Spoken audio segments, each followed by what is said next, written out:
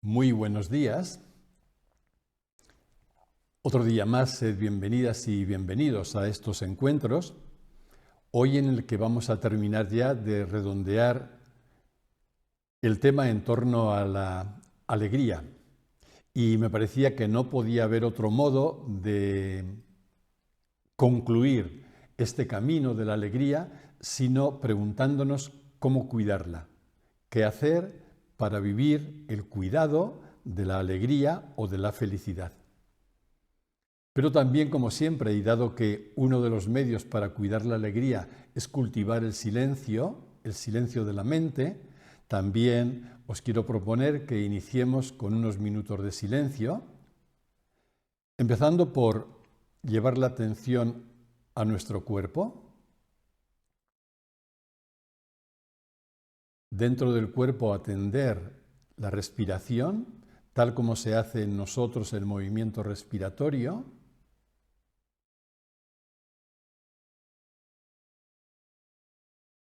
para abrirnos a conectar con la alegría percibida como una sensación, quizás en lo profundo de nuestro cuerpo, quizás en la zona del corazón, donde cada cual ubiquéis la sensación de alegría, sencillamente para dejárnosla sentir, solo sentirla y de ese modo impregnarnos de ella.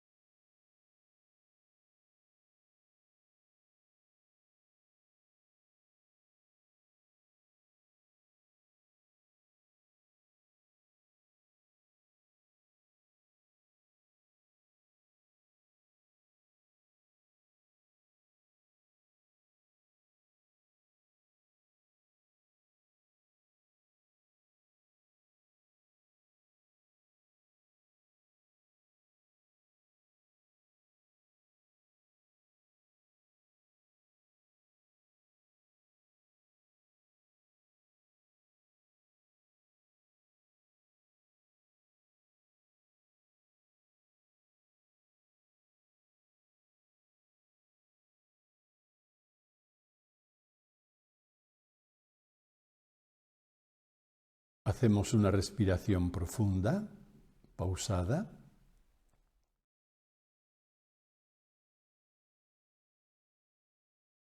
Vamos sintiendo nuestro cuerpo y poco a poco abriendo los ojos.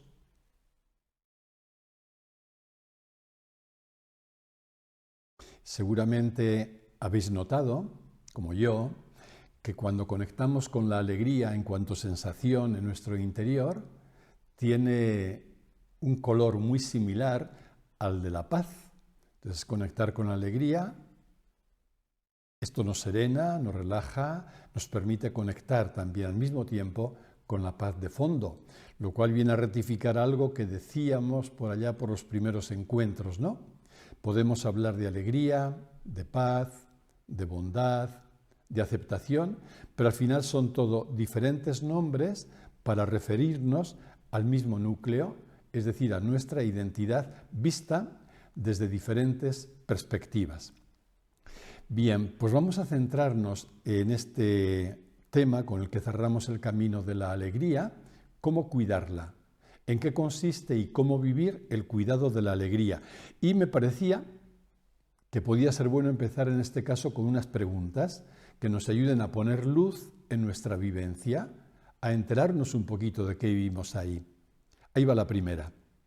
Del 1 al 10, ¿qué peso tiene la alegría en mi vida? Si fuera un continuo, el 1 significa muy poquito o escaso y el 10 el tope, ¿qué peso tiene la alegría en mi vida cotidiana? Y puedo preguntarme, ¿qué me hace poner ese número? ¿Por qué pongo ese número? O incluso, ¿qué quiero decir con ese número? Es fácil la respuesta con un número porque nos ayuda a ser concretos, pero de ahí preguntarme por el contenido, ¿por qué lo pongo? ¿Qué me hace? ¿Qué quiero decir con él? Etcétera. Otra pregunta.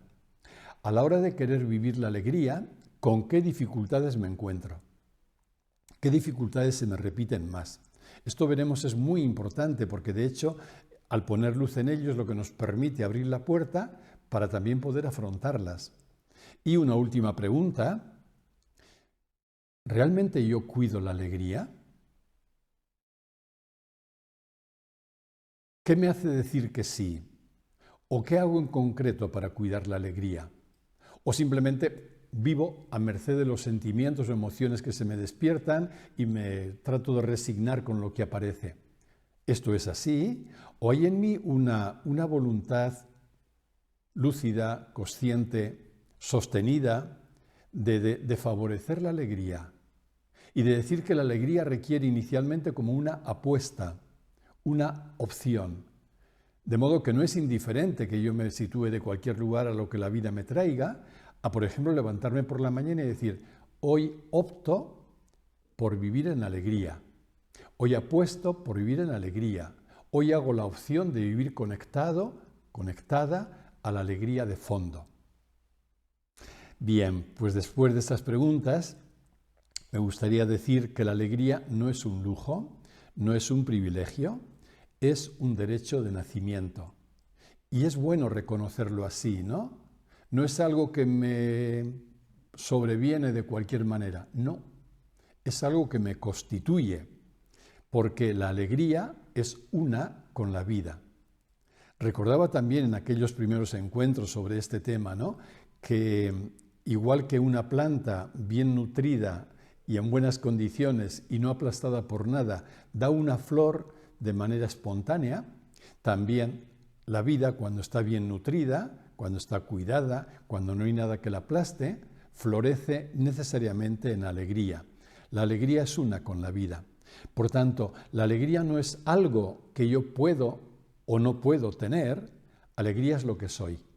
La alegría es lo que somos. Esto cambia mucho, porque si yo desde la mente que no puede verla de otra manera, veo la alegría como un objeto, como algo, pues no se me embarcaré en la persecución de ese objeto. Pero si caigo en la cuenta de que la alegría es lo que soy, veré que la opción por la alegría, el apostar por la alegría, no es para nada diferente de apostar por vivir lo que soy en profundidad, ¿no? También hemos hablado en el desarrollo de estos encuentros de la diferencia entre alegría con minúscula y alegría con mayúscula.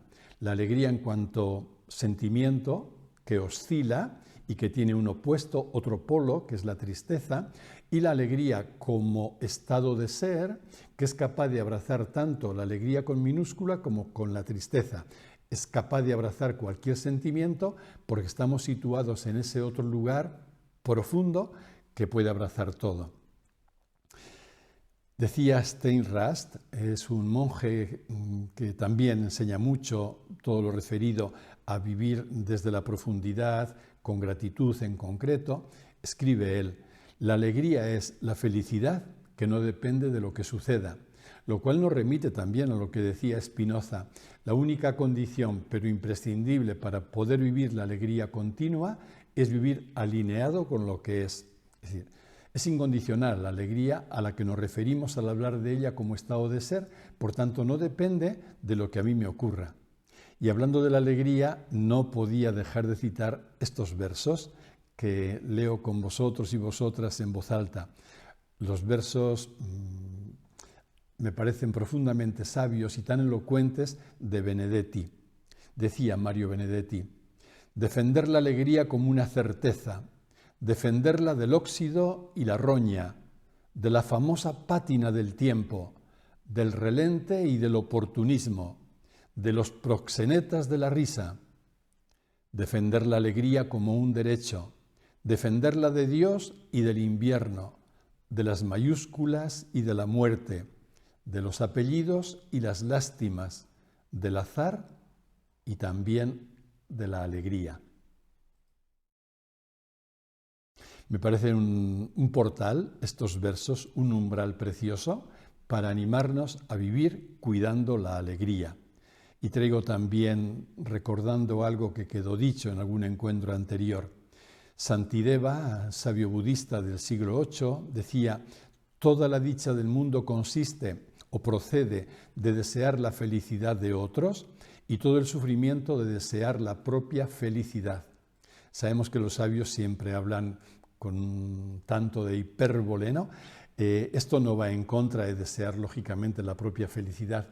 Él, con esa hipérbole, con esa exageración, lo que busca es llamar la atención de cómo la felicidad está inseparablemente asociada a nuestro deseo de bien de los demás, de querer los otros.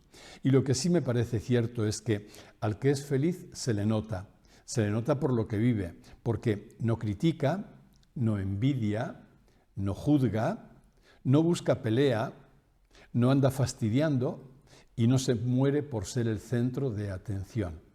Todos estos rasgos se pueden presentar en cada una o cada uno de nosotros cuando estamos ahí en la cápsula más o menos narcisista, cuando estamos en un posicionamiento egoico girando en torno al yo mimé conmigo. Cuando nos anclamos en nuestra verdadera identidad, cuando estamos como bien posicionados, todo esto o no aparece o, en caso de que aparezca, logramos resituarnos con relativa rapidez. El hecho de que seamos alegría, felicidad, nos hace caer en la cuenta, como dice Constancio Vigil, de que quien busca la felicidad fuera de sí mismo es como un caracol buscando su casa. Somos ya felicidad. Hemos venido repitiendo, la felicidad no hay que buscarla, hay simplemente que dejarse encontrar por ella. Y por eso alegría, felicidad es sinónimo de todas estas palabras. Alegría, dicha, gozo, plenitud, son términos diferentes pero que están apuntando a esa misma realidad. Sin embargo, felicidad no es sinónimo de perfección, por traer de nuevo la cita del encuentro anterior hablando de ese posicionamiento que denuncia las ofertas facilonas o simplonas de felicidad. No, decir que buscamos la felicidad, que hay un anhelo de felicidad, no es confundirla con la búsqueda de la perfección. No, una cosa es buscar lo mejor que podemos hacer, pero reconociendo siempre nuestra condición humana que nunca puede ser perfecta. Por tanto, nuestro estado de ser puede estar caracterizado por la felicidad, pero no por la perfección así entendida. Nuestro estado de ser está caracterizado por la felicidad y la felicidad constituye un anhelo irreprimible porque no podemos negarlo, no podemos negarnos a él. Hay en nosotros una voz que está clamando constantemente y que nos impulsa a ser felices. Esto es tan cierto que en todo lo que hacemos y en todo lo que dejamos de hacer nos está acompañando permanentemente.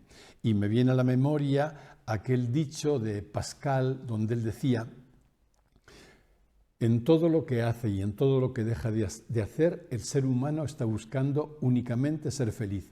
Y añadía: esto es tan cierto que también es válido para la persona que en este momento se está suicidando. También cuando alguien opta por quitarse la vida, lo hace en busca de la felicidad o por lo menos en el deseo de superar una situación que le resulta absolutamente infeliz. Sin embargo, aquí nos encontramos con otro dato, y es que nuestro cerebro no está programado para ser feliz, para que seamos felices, sino para sobrevivir. Esto significa que a nuestro cerebro no le interesa de entrada la felicidad, le interesa la supervivencia y la reproducción, con lo cual esto nos dará ya también una clave para ver qué hacer cuando queremos embarcarnos en este camino de buscar la felicidad o de optar o de apostar por ella. Porque si el cerebro no está programado para que seamos felices, a esto hay que añadir que la mente con frecuencia nos engaña. Nos engaña no porque tenga voluntad de engañarnos, sino porque su perspectiva es muy limitada, muy restringida, y entonces la lectura que hace de la realidad es también muy parcial. Y nos engaña con una doble trampa. Por un lado nos engaña porque por su propia constitución, por su propia naturaleza, transforma la felicidad en un objeto.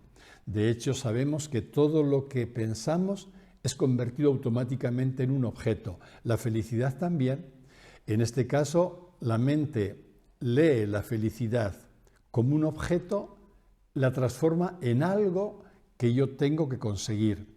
Y la segunda trampa, la mente coloca la felicidad como algo fuera y algo que he de conseguir en el futuro. La consecuencia de esta doble trampa es evidente. Por un lado, nos perdemos en los objetos. Una vez que yo llego a creer, tal como mi mente me muestra, que la felicidad es un objeto que me va a saciar, pues me pongo en una carrera desesperada para conseguir todos los objetos en los que yo he proyectado esa promesa de saciedad.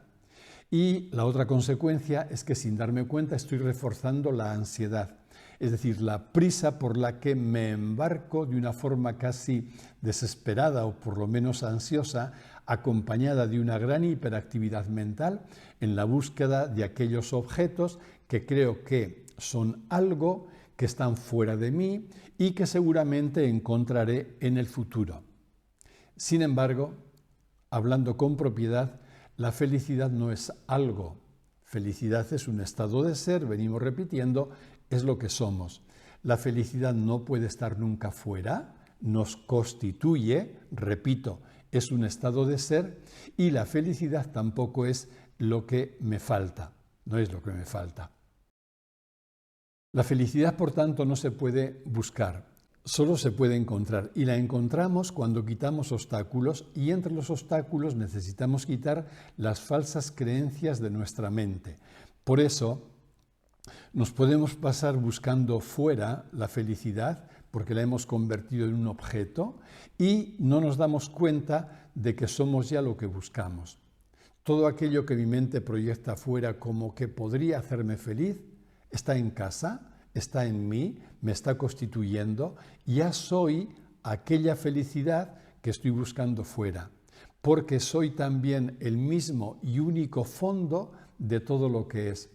Esta es la clave, como sabéis, de la comprensión no dual, que reconoce toda la infinidad de diferencias, todos somos, todo es diferente, no hay un objeto exactamente igual al otro, idéntico o clon de otro, todo es un mundo infinito casi de objetos diferentes, pero sin embargo todo lo que existe comparte el mismo fondo, porque todo está naciendo de la misma realidad, de ese, metafóricamente hablando, de ese fondo que constituye el núcleo, la esencia, si queréis, de todo lo que es. Así que todo es diferente, pero en último término todo es lo mismo. Nosotros incluidos somos también en nuestra identidad profunda ese mismo fondo que constituye todos los objetos. Ahí es donde se hace real de nuevo la invitación de Nisargadatta: deja de buscar, déjate encontrar. Y déjate encontrar hasta anclarte en lo que realmente eres, vivir en ese fondo que nos constituye, y ahí donde nos reconocemos como estado de ser, la felicidad o la plenitud que anteriormente buscábamos fuera. De hecho, esto, como todo, no es ninguna creencia, lo podemos experimentar, y para experimentarlo puedes preguntarte sencillamente: en la pura presencia, cuando acallando la mente vengo aquí ahora, cuando solo hay presencia, ¿qué me falta? En cuanto salgo de la presencia y mi mente toma el mando, me dará mogollón de cosas que me faltan. Toda una pila de cosas etiquetadas de las que carezco. Pero cuando estoy en la pura presencia, es el estado de ser, es nuestra identidad profunda, es ese fondo del que estaba hablando. Ahí que me falta. Cuando estoy en la pura presencia, ¿qué me abruma?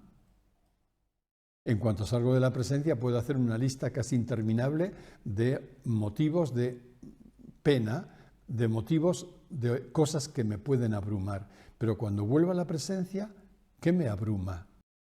Poseemos un valor absoluto por el simple hecho de ser.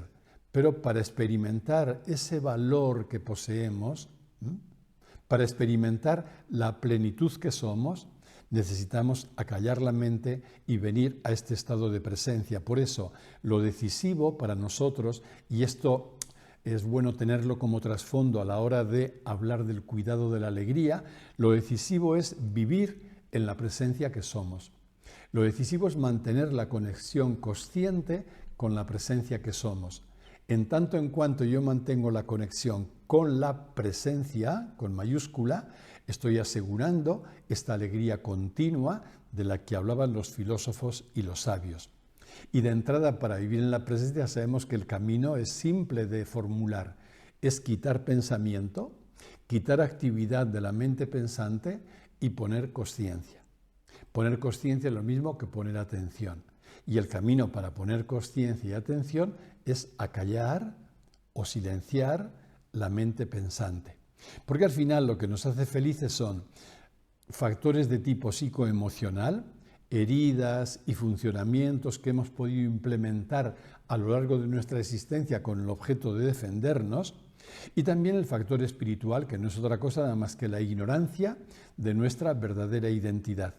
Estos dos factores, que van a ser siempre los que jueguen en nuestra existencia cotidiana, factores de tipo psicológico o psicoemocional y factores de tipo profundo o espiritual, se retroalimentan, y cuanto peor estamos psicológicamente, fácilmente esto nos lleva a desconectar de nuestra dimensión profunda.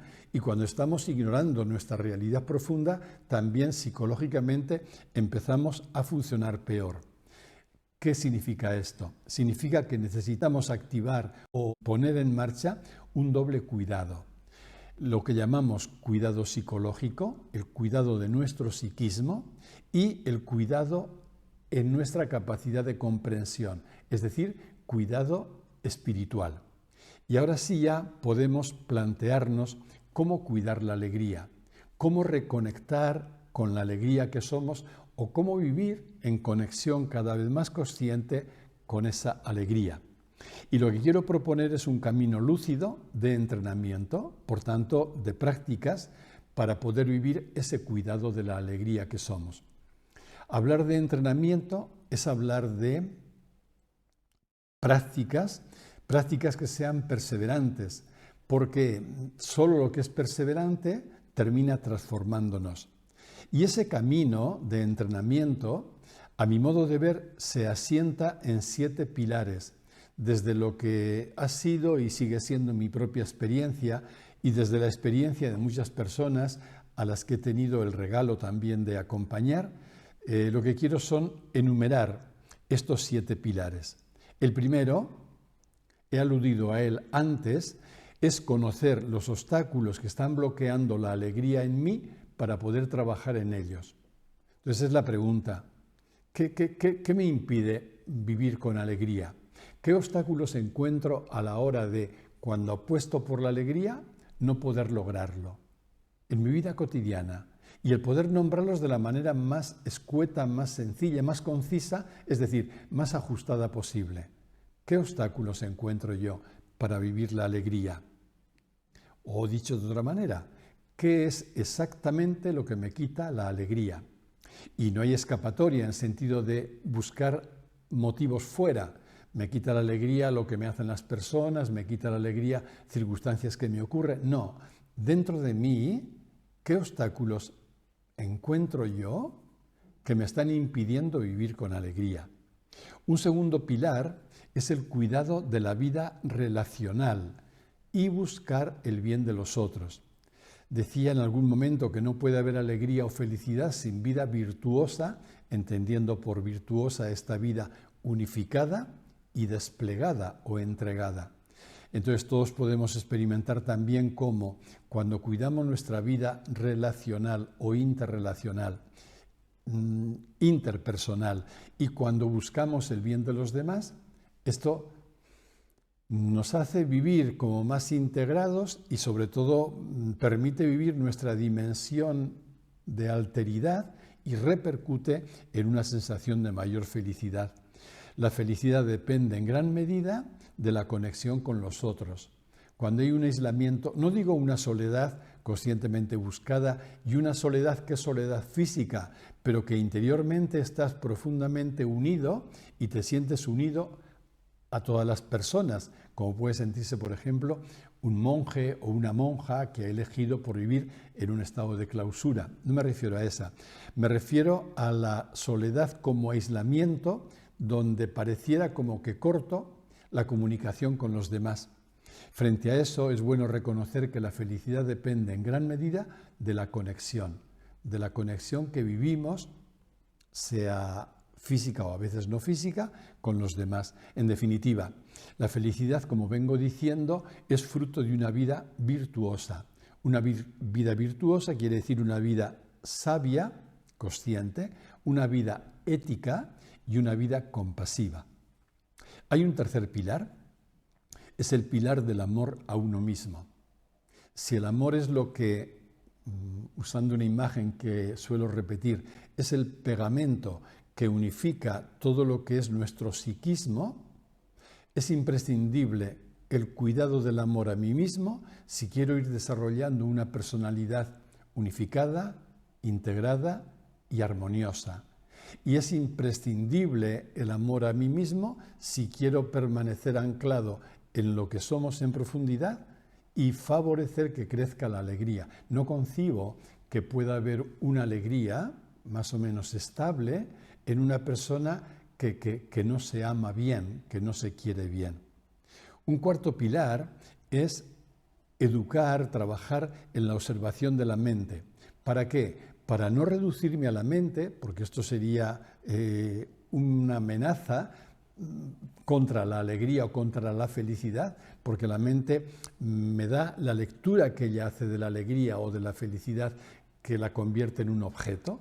Necesito observar la mente para no reducirme a la mente ni a lo que ella me dice y para no convertirme en una marioneta que está a merced de los movimientos mentales y emocionales. Es decir, si yo no vivo a distancia de la mente, si yo no pongo ninguna distancia con respecto a ella, al final la que lleva el mando en mi existencia cotidiana es la mente pensante.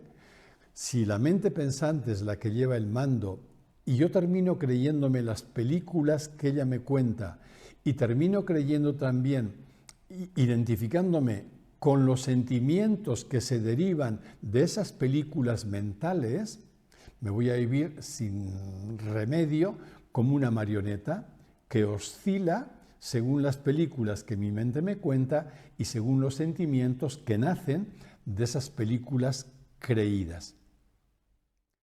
Un quinto pilar, donde se asienta el cuidado de la alegría, es la aceptación.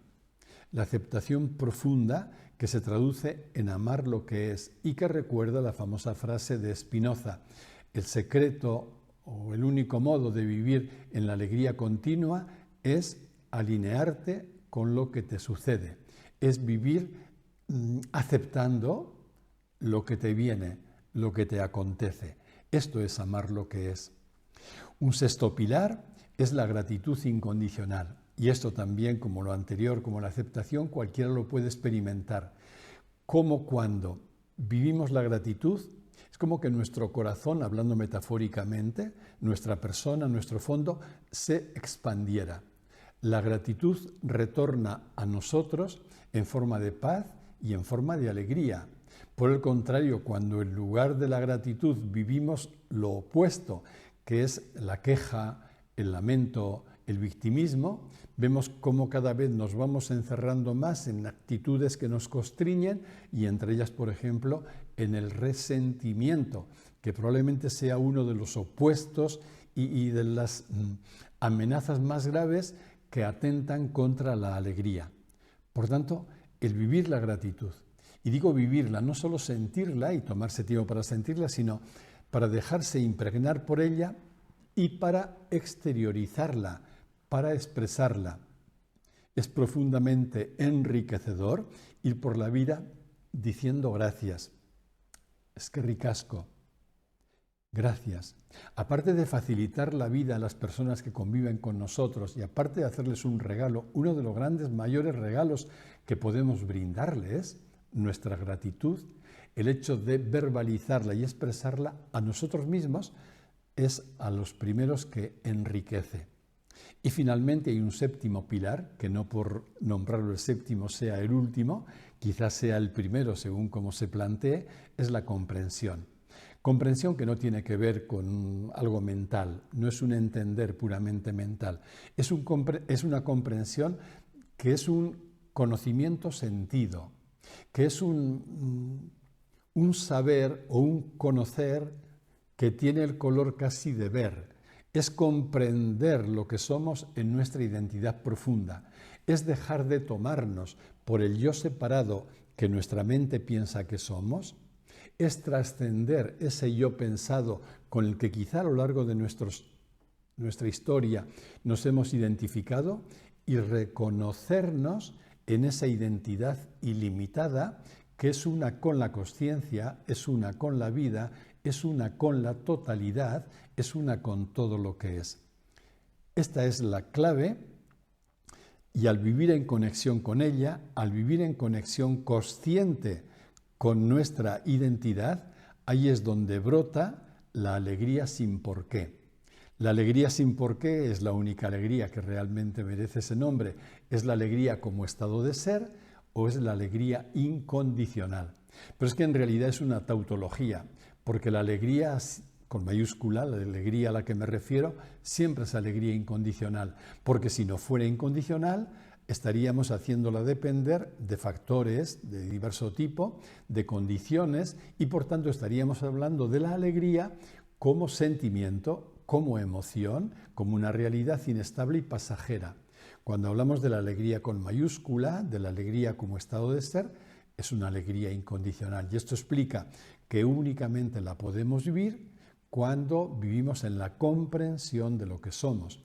Dicho más brevemente, mientras yo me tome o me considere ser el yo particular y separado que mi mente piensa, no podré acceder nunca a la alegría incondicional. Me tendré que conformar con ese sentimiento más o menos pasajero. Estos serían pues los 7 pilares en los que se asienta la alegría y por tanto 7 puntos que reclaman nuestra atención si queremos cuidar el vivir en la alegría. Voy a intentar resumirlos de una forma pedagógica, más breves como en un solo, no sé si en un golpe de vista, pero sí para poderlos vivir todos en conjunto. ¿Qué hacer en concreto, en la práctica? ¿Desde dónde acoger y cómo vivir aquello que aparentemente podría quitarme la alegría, eso que genéricamente llamamos dificultad. ¿Cómo puedo yo situarme? ¿Cómo puedo acoger? ¿Cómo puedo vivir lo que en mi vida se presenta como dificultad, que es bastante frecuente? La condición humana nos lleva a eso. ¿Qué pasos puedo dar de manera conjunta? Pues en primer lugar es el de acogerme tal como estoy. Si lo que vivo es dolor, me acojo con el dolor. Si lo que vivo es dificultad, me acojo con la dificultad. Si lo que vivo es pena, me acojo con la pena. Acogerme tal como estoy. Y aquí nos puede ayudar, tal como cada una la vivamos, una práctica psicoafectiva. Yo llevo la mano al corazón, trato de sentirme, siento la cercanía conmigo, siento que estoy conmigo y me acojo con la circunstancia que me esté tocando vivir. A continuación, tomo distancia de la mente pensante y de sus lecturas.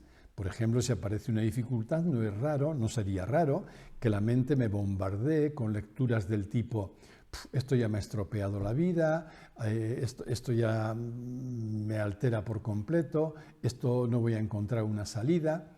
Son mensajes, en último término también erróneos, un tanto dramatizadores que elabora la mente.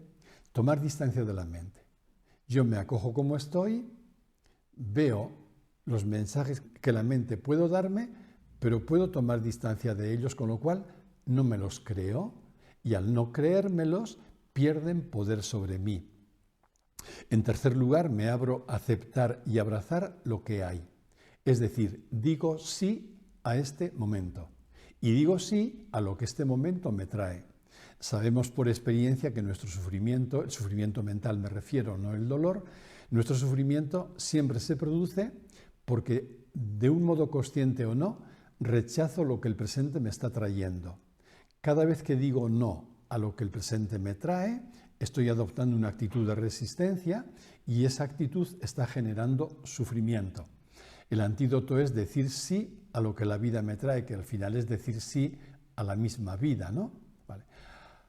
Ha aparecido una dificultad. Digo sí a esta dificultad, que no es resignarme a ella, que no es quedarme ya incapaz de reaccionar, que no es resignarme, no es nada de eso. Es alinearme con lo que este momento me trae. Entonces digo sí a esta dificultad, es decir, acepto lo que hay en este momento. Luego ya veré qué se me da a hacer.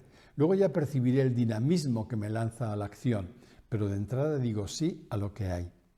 En cuarto lugar, conecto con lo que soy en profundidad.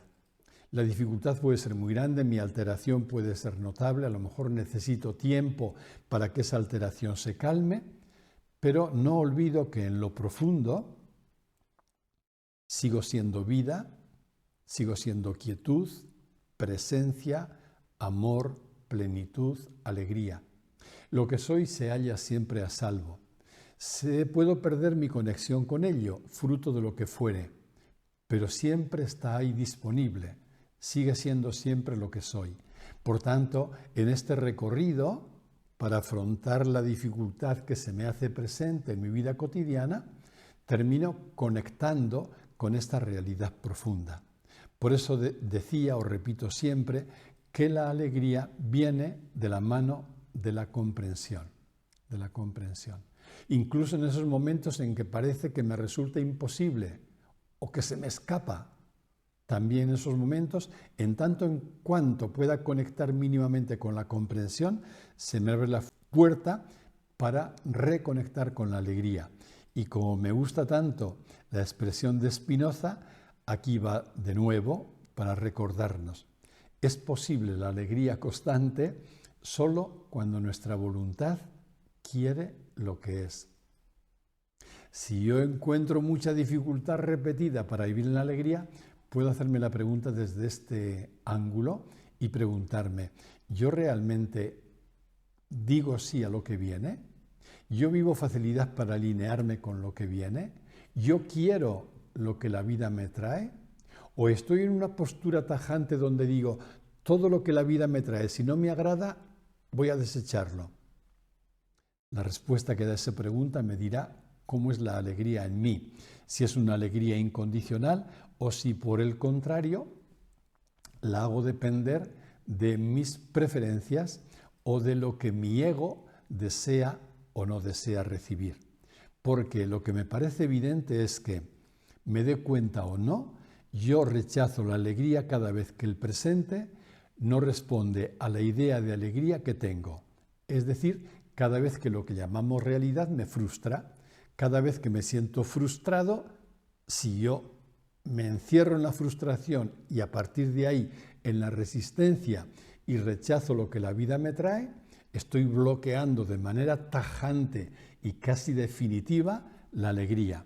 Repito, rechazo la alegría, aun queriendo vivirla, pero en la práctica rechazo la alegría cada vez que el presente no responde a la idea mental que yo tengo de lo que tiene que ser la alegría.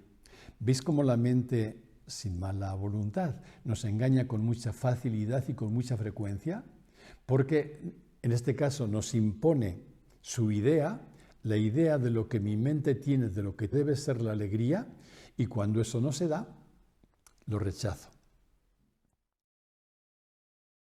Dice, Alexandre Jolian, es un psicólogo suizo, se pregunta él, ¿qué es la alegría? Y responde, la alegría es la adhesión total a la existencia.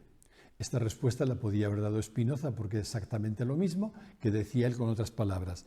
La alegría es la adhesión total a la existencia, es decir sí a lo que el presente me trae. Y se seguía preguntando, Jolian, ¿y qué es la felicidad? La felicidad es la conjunción de alegría y desapego. Y esto contiene también mucha sabiduría. Desapego es lo contrario a apropiación. Si yo voy buscando siempre apropiarme de todo, lo cual significa sacar ventaja de todo desde mi ego, querer en definitiva que todo me sea favorable, estoy haciendo la felicidad imposible.